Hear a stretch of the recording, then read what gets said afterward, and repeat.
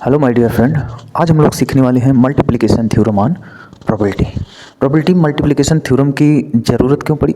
ये बहुत सिंपल सा आंसर है। जब हमें दो या दो से ज़्यादा इवेंट एक साथ दिए गए हों और उनकी प्रोबेबिलिटी फाइंड करना हो, मीन्स दो या दो से ज़्यादा इवेंट हों और उनकी एक साथ हमें प्रोबेबिलिटी फाइंड करनी हो, तो ऐसे सिचुएशन में हम मल्टीप्लिकेशन थ्योरम ऑफ प्रोबेबिलिटी का यूज करते हैं। ठीक है, जैसे मान लीजिए कोई बॉक्स है, उसमें अगर मान लीजिए कुछ रेड बॉल्स कुछ ब्लू बॉल्स हैं और हमें कोई कह दे आप जो है दो बॉल्स जो है साइमल्टेनियसली निकालो और उनकी प्रोबेबिलिटी बताओ, या ऐसे ही मतलब अदर मान लो हमें कार्ड दिया गया है, डेक ऑफ कार्ड है, मीन्स ताश की गड्डी दी गई, उसमें से अगर हमें मान लीजिए दो कार्ड पिक करने के लिए कहें, मान लो एक कार्ड है रेड कलर का, एक है ब्लैक कलर का, तो ऐसे सिचुएशन में आप देखोगे कि दो दो इवेंट जब एक साथ हो रहे हों या दो से ज़्यादा इवेंट एक साथ हो रहे हों, तो ऐसे सिचुएशन में हमें उन इवेंट्स की अलग अलग प्रोबेबिलिटी फाइंड करके मल्टीप्लाई करना पड़ता है। तो ऐसे थ्योरम को हम लोग बोलते हैं multiplication theorem on probability. Means simple सी बात ये ध्यान में रख लो, जब हमें दो या दो से ज़्यादा इवेंट की एक साथ प्रोबेबिलिटी फाइंड करनी हो, तो ऐसे सिचुएशन में हम लोग मल्टीप्लिकेशन थ्योरम का यूज करते हैं। अब ये जो मल्टीप्लिकेशन थ्योरम होता है, ये दो तरीके से जो है अप्लाई किया जाता है। पहला, ये on the basis of event, means हमारा इवेंट कैसा है। अगर हमारा इवेंट जो है इंडिपेंडेंट रहा तो हम लोग जो है अलग कॉन्सेप्ट का यूज करेंगे, और अगर हमारा इवेंट डिपेंडेंट रहा तो हम लोग अलग यूज करेंगे। अब आप लोग कहोगे क्या बात कर दी सर जी, ये क्या बकवास कर दी है। नहीं जी, आइए बताता हूँ। यूज़ तो हम लोग एक ही करेंगे क्या, लेकिन उसी का जो है कॉन्सेप्ट आप जब हम लोग इंडिपेंडेंट इवेंट लगा देंगे तो उस समय जो है, अब ये डिपेंड करता है इवेंट कैसा है। अगर हमारा इवेंट कैसा रहा, डिपेंडेंट रहा, डिपेंडेंट मतलब एक इवेंट दूसरे पर डिपेंड कर रहा हो, मीन्स एक इवेंट की प्रोबेबिलिटी फाइंड करने के बाद दूसरे इवेंट की जब हम प्रोबेबिलिटी फाइंड करेंगे, मीन्स एक इवेंट के अकरेंस के बाद दूसरे इवेंट की प्रोबेबिलिटी पे फर्क पड़ने लगेगा। ठीक है, तो ऐसे डिपेंडेंट इवेंट कहलाते हैं। और आपको समझ में आ रहा होगा कि जब एक इवेंट दूसरे पर डिपेंड करता है तो हम लोग कंडीशनल प्रोबेबिलिटी का यूज करते हैं। ठीक है, और इंडिपेंडेंट इवेंट क्या होते हैं? जिसमें एक इवेंट दूसरे इवेंट पर डिपेंड ही ना कर रहा हो, जिसमें एक इवेंट दूसरे इवेंट पे डिपेंड ही ना कर रहा हो, डिपेंडेंट इवेंट और इंडिपेंडेंट इवेंट। ठीक है, तो ये जो है इंडिपेंडेंट इवेंट का हम थोड़ा सा ओवरव्यू यहाँ ले रहे हैं, बाकी इन डिटेल्ड इसके जस्ट नेक्स्ट वीडियो में हम लोग इसको देखेंगे। तो आइए, डिपेंडेंट इवेंट में हम लोग क्या करते हैं सर जी, तो मल्टीप्लिकेशन फाइंड करने के लिए हम लोग यूज करते हैं conditional probability. For multiplication use conditional probability. क्या यूज करते हैं? कंडीशनल प्रोबेबिलिटी यूज करते हैं। ठीक है, कंडीशनल प्रोबेबिलिटी। और इसमें क्या करते हैं? इसमें कुछ नहीं करते हैं, अभी दिखाता हूँ उसमें क्या करते हैं। इधर देखिए, जैसे मान लो लेटेस्ट अगर हम दो इवेंट की बात करें, हम 2 3 4 5 6 बहुत सारी इवेंट की बात करें। इधर देखना, मान लो अगर हम 2 इवेंट की बात करें, मान लो कोई दो इवेंट हैं E एंड F, ठीक, जो कि एसोसिएट है। Let E and F be two event associated with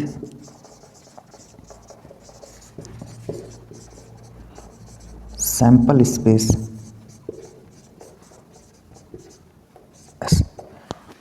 means ये दोनों इवेंट जो है सेम सैंपल स्पेस एस से बने हुए हैं। ठीक है, तो अगर हम लोग फाइंड करना चाहते हैं probability of E and F, हम चाहते हैं प्रोबेबिलिटी हमें प्रोबेबिलिटी चाहिए E एंड F की, तो आपको बता दें प्रोबेबिलिटी में एंड को जो है हम लोग प्रोबेबिलिटी में मल्टीप्लिकेशन को हम लोग डिनोट करेंगे by intersection, by intersection symbol.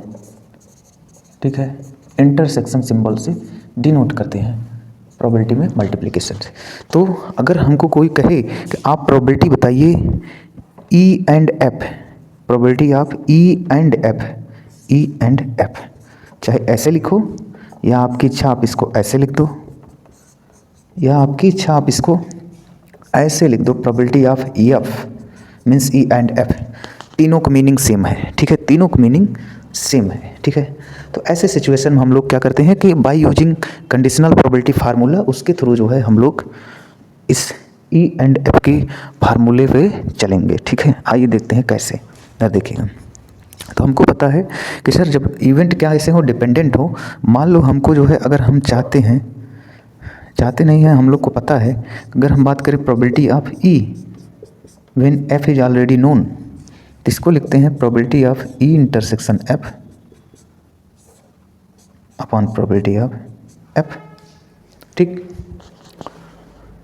जहाँ पर हम लोग कंडीशन लिखते हैं कि प्रोबेबिलिटी ऑफ एफ क्या होना चाहिए सर जी, 0 नहीं होना चाहिए। ठीक है, तो अब अगर हम इसको इधर मल्टीप्लाई कर दें तो आप देखोगे कि हो गया probability of E given F into probability of F equals to probability of E intersection F. Means probability of E intersection F या probability of E and F equals to क्या आ गया सर जी, आ गया probability of F into probability of E intersection E given F. ये हमारा क्या है, फार्मूला है, वेयर पी एफ क्या नहीं होना चाहिए सर जी, 0 नहीं होना चाहिए। ठीक है, कहानी का मतलब ये है कि जब हमारे इवेंट डिपेंडेंट हो तो हम लोग ई एंड एफ की एक साथ प्रोबेबिलिटी फाइंड करने के लिए इस फार्मूले का यूज करेंगे, मीन्स कंडीशनल प्रोबेबिलिटी वाले फार्मूले का यूज करेंगे। ठीक है, ये एप्लीकेशन क्या है, कंडीशनल प्रोबेबिलिटी का ही है। अब यही इवेंट जब हमारे इंडिपेंडेंट हो जाते हैं, मीन्स जैसे हम एग्जांपल लेते हैं, मान लीजिए कोई बॉक्स है, ठीक है, जिसमें 4 रेड 5 ब्लू बॉल्स हैं। ठीक है, और आपको जो है 1 बाय 1 2 बॉल्स जो है निकालने हैं। ठीक है, विदाउट रिप्लेसमेंट। तो आप हमें ये बताइए, जब आप वही सेम सिचुएशन में, मान लो ये बॉक्स है जिसमें 4 रेड और 5 ब्लू बॉल्स हैं, और आपको 2 बॉल्स क्या है ड्रा करना है, 1 बाय 1 ड्रा करना है। ठीक है, तो आप हमें ये बताइए, अगर आप इसमें से 2 बॉल को ड्रा कर रहे हो विदाउट रिप्लेसमेंट, तो आप पहली बॉल में जब एक बॉल निकालोगे, मान लो 2 रेड बॉल जो है ड्रा कर रहे हो, इसमें से क्या ड्रा कर रहे हो, 2 रेड बॉल। ठीक है, आपने एक बॉल निकाल लिया। ठीक, तो उस समय जब आप पहली बॉल निकाल रहे होगे रेड की, तो प्रोबेबिलिटी 4/9 आ जाएगा। लेकिन अब आप रिप्लेसमेंट नहीं कर रहे हो, बॉल निकाल लिए तो निकाल लिए। अब उसके बाद जब आप दूसरी बार रेड निकालने जाओगे तो क्या रेड की संख्या कम नहीं हो गई, हो गई। तो उस समय इस रेड की प्रोबेबिलिटी क्या आ जाएगी, 3/8 आ जाएगी। तो आप देखिए कि एक इवेंट निकालने के बाद दूसरा इवेंट जब आप निकालने जा रहे हो तो उसके प्रोबेबिलिटी में फ़र्क दिखा है, प्रोबेबिलिटी कम या ज़्यादा हो रही है। इसका मतलब क्या हो गया कि वो दोनों इवेंट क्या थे, डिपेंडेंट थे। कैसे थे, डिपेंडेंट थे। एक इवेंट के अगर होने से दूसरे इवेंट पे इफेक्ट पड़ रहा था, तो ऐसे सिचुएशन में ये हमारा डिपेंडेंट इवेंट का केस हो जाता है। तो उस समय हम लोग मल्टीप्लिकेशन थ्योरम में इस फार्मूले का यूज करते हैं। ठीक है, और अगर वही मान लो आपने जो बॉल निकाला था फिर से उसमें डाल दिए, मतलब रख दिए, मतलब रिप्लेस कर दिए। पहली बॉल आपने रेड निकाला, देखा, फिर से उसको उसमें डाल दिए। तो फिर आप जब दूसरा रेड निकालोगे, पहली रेड की जो प्रोबेबिलिटी थी वही दूसरे रेड की भी आ रही है। यानी कहने का मतलब ये है कि पहला इवेंट होने या ना होने से दूसरे इवेंट के होने या ना होने से कोई फ़र्क नहीं पड़ा। कहने का मतलब उनकी प्रोबेबिलिटी सेम रही। तो इसीलिए कहा जा रहा है कि जब हमारे इंडिपेंडेंट इवेंट होते हैं तो उस समय एक इवेंट का होना या ना होना, means probability of E intersection F, इस बार जो है ये दोनों इवेंट क्या है, इंडिपेंडेंट है। आपने एक बॉल निकाल के देखा, फिर उसमें रख दिए, फिर दूसरा जब रेड निकाल रहे हो तो दोनों रेड की प्रोबेबिलिटी पे कोई फ़र्क नहीं पड़ रहा है, कोई निकल रहा है या नहीं निकल रहा है उससे फ़र्क नहीं पड़ रहा है। तो ऐसे सिचुएशन में ये इंटरसेक्शन क्या हो जाता है, इनके अलग अलग प्रोबेबिलिटी के प्रोडक्ट के बराबर हो जाता है। किसके बराबर हो जाता है, इनके अलग अलग प्रोबेबिलिटी के प्रोडक्ट के बराबर हो जाता है। मतलब जब हमारे ऐसे केस बन रहे होते हैं जिसमें इवेंट का एक दूसरे पे कोई डिपेंडेंसी ना हो, तो मल्टीप्लिकेशन थ्योरम में इस फार्मूले का यूज करते हैं। और जब इवेंट डिपेंडेंट होते हैं तो ये वाला फार्मूला यूज करते हैं। ठीक है, ऐसे ही हम लोग 3 इवेंट 4 इवेंट 5 इवेंट का देख सकते हैं, जनरलाइज कर लेते हैं। आइए कुछ क्वेश्चन लेते हैं, इसको समझते हैं और इसको तो इन डेप्थ समझेंगे इसके नेक्स्ट वीडियो में। ओके, फिर से मैं आपको बता दे रहा हूँ मल्टीप्लिकेशन थ्योरम का यूज कहाँ होता है, जब हमें 2 या 2 से ज़्यादा इवेंट की एक साथ प्रोबेबिलिटी फाइंड करनी हो, मीन्स वो इवेंट एक साथ अकर कर रहे हो, तो ऐसे सिचुएशन में हम लोग मल्टीप्लिकेशन थ्योरम ऑफ प्रोबेबिलिटी को यूज करते हैं। एक साथ अकर करने का मतलब ये हो सकता है कि वो सबके सब एक साथ जो है एक्सपेरिमेंट में कंसीडर किए जा रहे हैं, या ऐसे कह सकते हो कि वो साइमल्टेनियस अकर कर रहे हैं। ऐसे बोल सकते हैं कि this event occurring simultaneous, means एक के बाद एक हो रहे हैं और होना सबको है।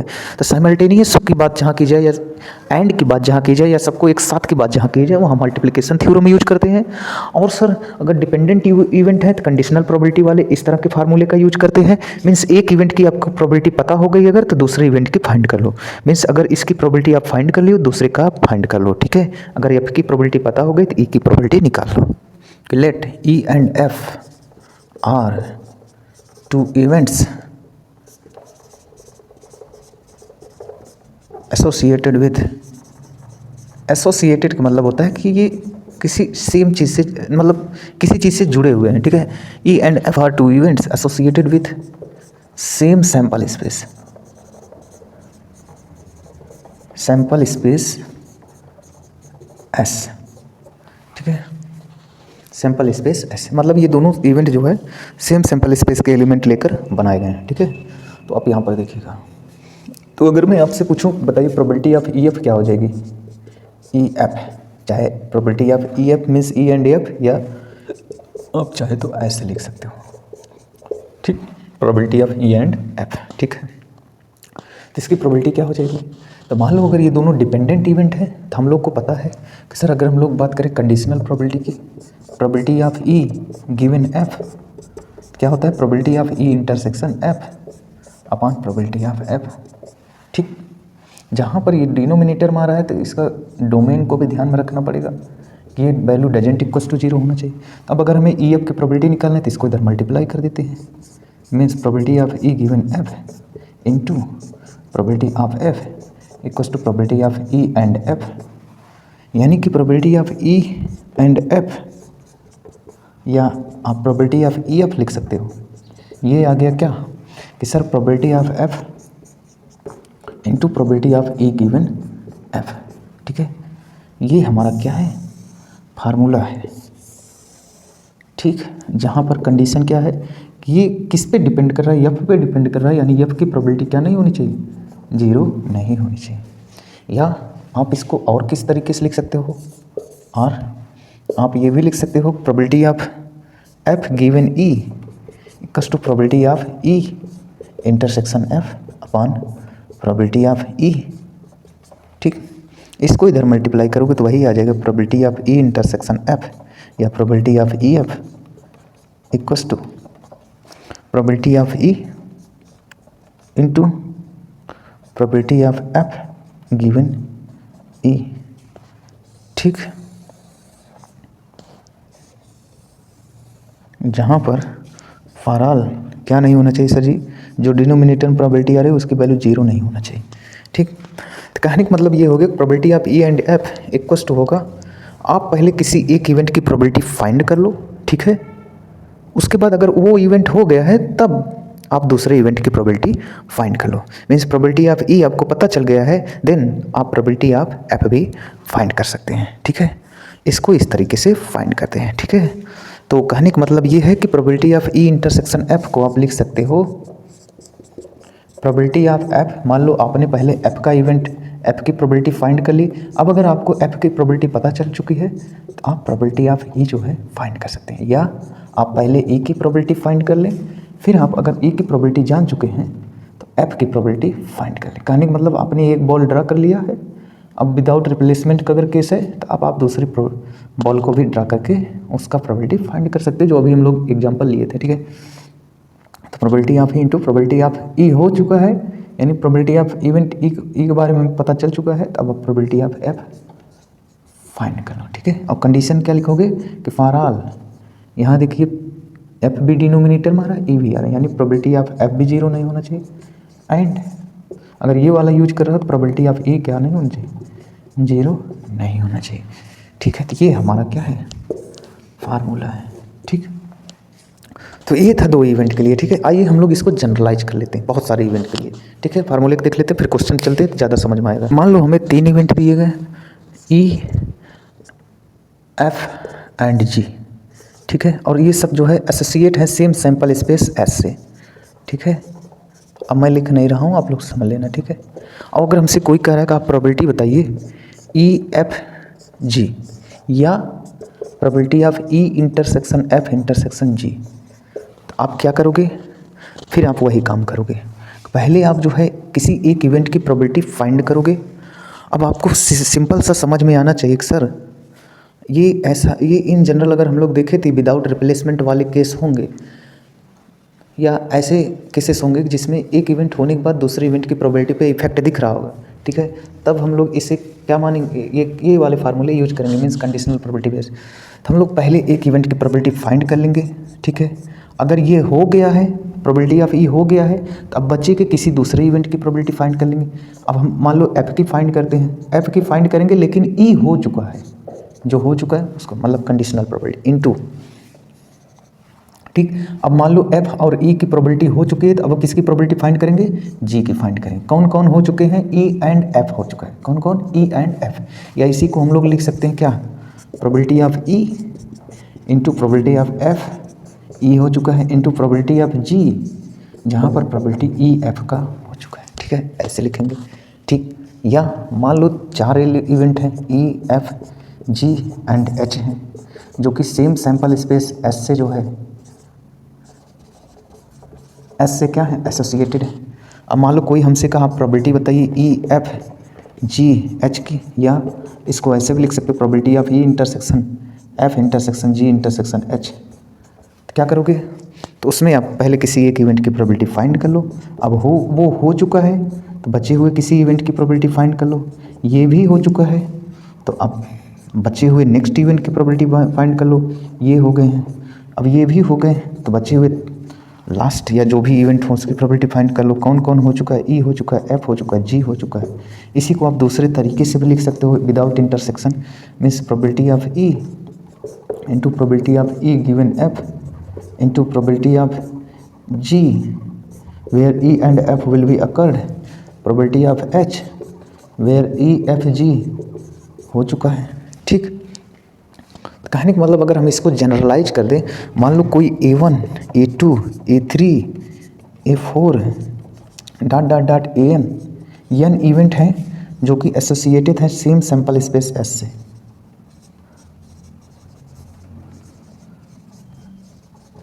एस, ठीक है। तो probability of A1 intersection A1 intersection A2 intersection, I think इसको ऐसे, अरे यार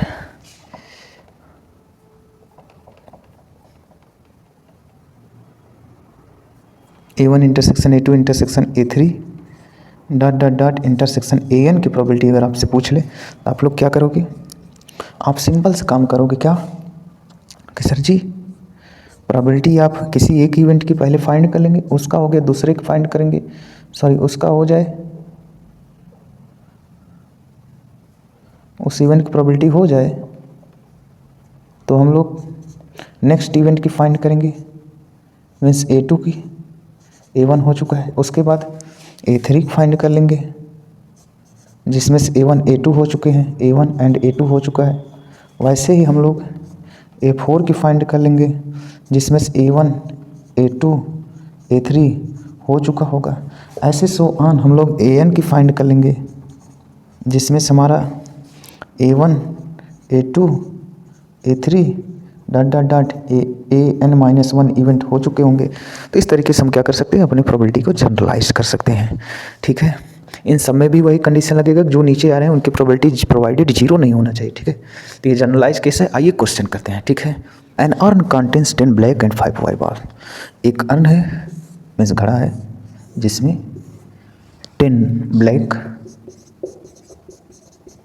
and 5 white balls, 5 white balls हैं, क्या है, बॉल्स हैं, ओके, ठीक है, जो भी हो। 2 balls are drawn from the urn. यहाँ से 2 बॉल्स को क्या करते हैं, ड्रॉन करते हैं, बॉल्स ड्रॉन फ्रॉम अर्न। यहाँ से 2 बॉल को क्या करते हैं, ड्रॉ करते हैं अर्न से।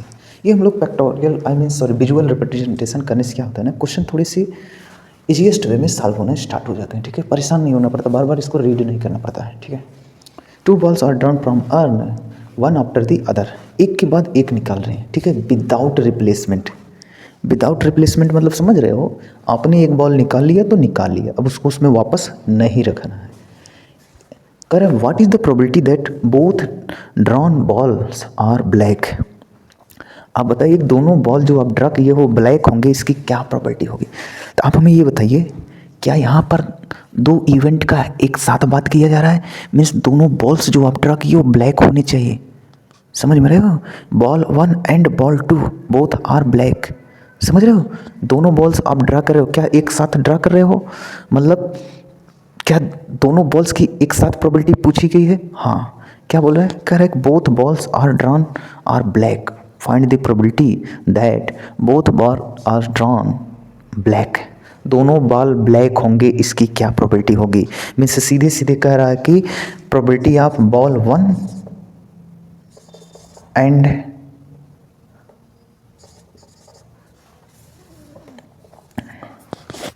मीन्स आपसे पूछा क्या है, आपसे पूछा है प्रोबेबिलिटी ऑफ ब्लैक बॉल 1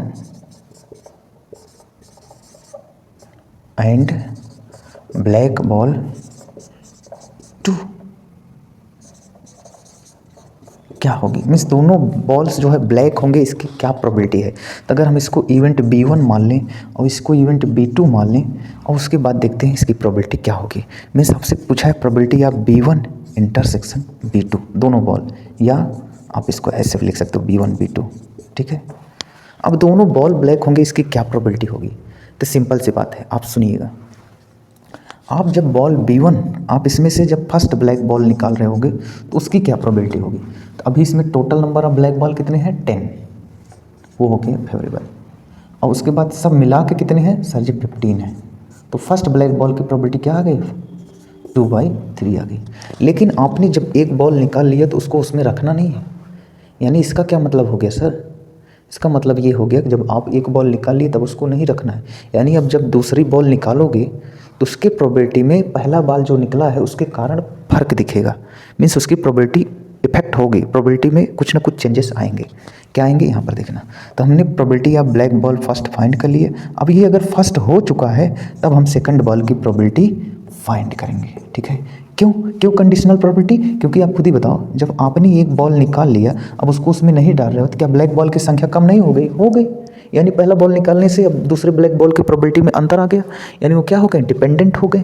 इसीलिए लिखा जा रहा है कि आपने फर्स्ट बॉल की प्रोबेबिलिटी फाइंड कर लिया, अब सेकंड बॉल की प्रोबेबिलिटी बता दो। मीन्स B1 हो चुका है, B2 की प्रोबेबिलिटी बताओ क्या होगा। तो आप जब सेकंड बॉल की प्रोबेबिलिटी निकालोगे ना तो उसको प्रोबेबिलिटी अब B2 नहीं लिखेंगे, B2 की प्रोबेबिलिटी लिखेंगे, लेकिन B1 हो चुका है क्योंकि एक ब्लैक बॉल निकल चुका है। अब ये इफेक्ट दिखा रहा है। तो बचे कितने हैं, 9, और टोटल कितने बचे हैं सर जी, 9 ये 5 ये 14, 9/14, 9/14, ये 3 3 9, 2 7 14, प्रोबेबिलिटी क्या आ गई, 3/7 आ गई, ठीक है। तो आप देखोगे कि जब 2 या 2 से ज़्यादा इवेंट की एक साथ पूछा जाए, जैसे देखो यहाँ पर कह रहा है कि दोनों बॉल क्या हो, ब्लैक हो, दोनों बॉल ब्लैक हो। मीन्स एक बॉल आपने निकाला फिर दूसरा बॉल निकाल रहे हो, यानी ये क्या हो गए, 2 इवेंट एक साथ हो गए, ठीक है। तो ऐसे सिचुएशन में हम क्या करते हैं, मल्टीप्लिकेशन थ्योरम का यूज करते हैं। यहाँ पर ये एक दूसरे पे इवेंट डिपेंड कर रहे हैं, इसलिए कंडीशनल वाला केस यूज किया जा रहा है। यही जब इंडिपेंडेंट हो जाएंगे तो हम दोनों अलग अलग प्रोबेबिलिटी निकाल के मल्टीप्लाई कर देंगे, ठीक है। Means probability of B1 probability of B2 निकाल के मल्टीप्लाई कर लेंगे, वो सीखेंगे next video, okay. Cards are drawn successfully without replacement from pack of 52 well shuffled card, ठीक है। 52 हमें वेल सफर्ड कार्ड दिए गए। वेल सफर्ड मतलब क्या है, परफेक्ट तरीके से जो है कार्ड्स को मिक्स कर लिया गया है, ठीक है, तो उनको वेल सफर्ड बोलते हैं, ठीक है। तो 52 ताश की गड्डी है जिसमें 3 कार्ड को जो है हम लोग सक्सेसफुली विदाउट रिप्लेसमेंट जो है क्या करते हैं, ड्रा करते हैं, निकालते हैं। मतलब एक कार्ड निकाल लिए तो निकाल लिए, उसको उसमें रखेंगे नहीं, फिर दूसरा निकालें, फिर तीसरा निकालें, ठीक है। तो हमसे पूछ रहा है what is the probability that first 2 cards are king and the third cards drawn is an ace. हमसे पूछ रहा है कि सर प्रोबेबिलिटी बताइए, कार्ड फर्स्ट जो है किंग होना चाहिए, मीन्स फर्स्ट 2 कार्ड्स क्या होने चाहिए, किंग होने चाहिए, मीन्स K1। दूसरा भी कार्ड क्या होना चाहिए, किंग का होना चाहिए, K2। बट थर्ड कार्ड क्या होना चाहिए, एस होना चाहिए, इक्का होना चाहिए। मीन्स आपसे प्रोबेबिलिटी पूछ रहा है, probability of K1 K2 and S, ठीक है। तो हम लोग क्या करेंगे, पहले किसी एक इवेंट की प्रोबेबिलिटी फाइंड कर लेंगे, वो हो जाएगा, फिर किसी दूसरे इवेंट की प्रोबेबिलिटी फाइंड करेंगे। अब देखो K1 हो चुका है तो हम लोग K2 को फाइंड कर लेंगे, फिर ये हो जाएगा तो हम बच्चे के थर्ड किसी इवेंट, जरूरी नहीं है यहाँ आप K2 की फाइंड करो, आप एस की भी फाइंड कर सकते हो, ऐसा कोई वो नहीं है, ठीक है। उसके बाद हम जो है बचे हुए इवेंट की फाइंड कर लेंगे। अगर ये दोनों हो गए मीन्स K1 इंटरसेक्शन K2 हो चुका है, तो कहने का मतलब ये है 52 ताश के गड्ढे में से आप 52 कार्ड में से जब पहला किंग निकाल रहे होगे तो उसकी प्रोबेबिलिटी क्या होगी। तो आप हमें ये बताओ, जब आप फर्स्ट किंग निकालोगे तो एक 52 ताश के गड्ढे में कितने किंग होते हैं, 4 होते हैं। तो 4 किंग आपके क्या हो गए, फेवरेबल आउटकम हो गए हैं। कितने टोटल 52 है, मीन्स 4/52 मीन्स 1/13 आ गया, यानी प्रोबेबिलिटी आप K1 क्या आ गया, 13 आ गया। अच्छा, K1 की प्रोबेबिलिटी आपको पता चल चुकी है, अब आप K2 फाइंड करोगे। K1 हो चुका है, अब आप K2 फाइंड करोगे। क्यों यहाँ हम लोग डिपेंडेंसी की बात कर रहे हैं, क्योंकि भाई एक इवेंट होने के बाद दूसरे इवेंट की प्रोबेबिलिटी में फ़र्क दिख रहा है। एक किंग आप निकाल चुके हो, अब 3 ही किंग बचे हुए हैं, यानी उसके प्रोबेबिलिटी में अब अंतर दिखेगा, इसीलिए हम लोग ऐसा कर रहे हैं। अगर यही कार्ड निकाल के आप फिर से इसमें रख देते तो आप चाहे पहला किंग निकालो चाहे दूसरा निकालो, लेकिन दोनों प्रोबेबिलिटी सेम आती, तो उस समय इसका मतलब ये हो जाता कि दोनों क्या है, इंडिपेंडेंट हो चुके हैं। लेकिन इस समय ये डिपेंडेंट हैं, आप एक किंग निकाले दूसरे किंग की प्रोबेबिलिटी निकालने के लिए निकालोगे तो उसमें इफेक्ट दिखेगा। तो एक किंग पहले निकल चुका है, विदाउट रिप्लेसमेंट केस है, यानी अब 3 किंग बचे हुए हैं, और साथ ही साथ इसमें पूरे 52 में से एक पत्ती भी कम हो गई, यानी 51 बचा हुआ है। तो इसकी प्रोबेबिलिटी क्या होगी, इसको कह सकते हैं 1/17, 3 1 जा 3, 3 17, ठीक है, 17 3 51 होता है, ठीक है।